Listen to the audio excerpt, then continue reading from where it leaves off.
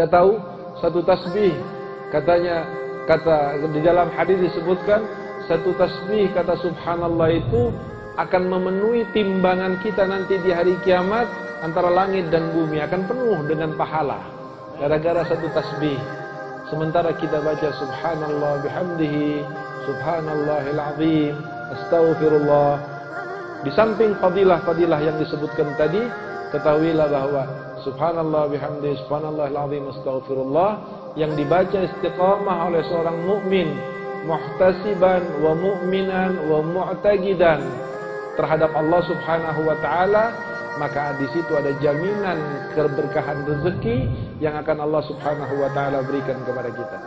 Jangan mengeluh sempitnya rezeki, jangan mengeluh sepinya dagangan, jangan mengeluh sulitnya pendapatan. Jika seandainya saat Allah Subhanahu wa taala menunggu orang-orang yang akan bertasbih kepada Allah dan beristighfar untuk Allah berikan kemudahan dan keberkahan rezekinya, ternyata mereka tidur lelap dalam ghaflah daripada zikrullah. Tetapi jika ini kita jadikan istiqamah, maka insyaallah biiznillah biberkat Rasulullah sallallahu alaihi wasallam rezeki kita akan dimudahkan dan dilancarkan oleh Allah. Ada hal penting setelah itu, kenapa kita membaca ya hayyu ya qayyum la ilaha illa anta. Sebuah riwayat menyebutkan bahwa hati manusia pada akhir zaman ini akan mati kebanyakannya. Dia mendengar tapi dia tidak mampu. Dia punya telinga tapi tidak mampu mendengar. Dia melihat tapi tidak mampu. Punya mata tapi tidak mampu melihat. Dia punya mulut tapi tidak mampu berbicara. Apa maksudnya? Apa yang dia lihat, apa yang dia dengar, apa yang dia ucapkan tidak bernilai apapun di sisi Allah Subhanahu wa taala. Ini menandakan bahwa hati tersebut sudah mati. Dan ketika hati sudah mayoritas manusia banyak yang mati, mereka di akhir zaman yang akan dihidupkan hatinya oleh Allah Subhanahu wa taala, di antaranya mereka yang sering membaca ya hayyu ya qayyum la ilaha illa anta. Apa maknanya hati yang hidup? Maknanya hati yang hidup, kaki tidak akan pernah berat untuk ke masjid.